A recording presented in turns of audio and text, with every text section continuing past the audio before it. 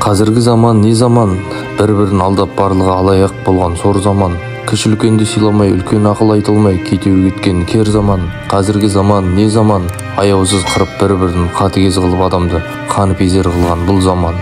Қазіргі заман не заман, некесіз балдар көбейіп, тек тұл қыз сейіліп, нәпсіні жеңген тұл заман. Қазіргі заман не заман, қиған менен некені екі жұпты бөлектеп ажыратқан бұл заман.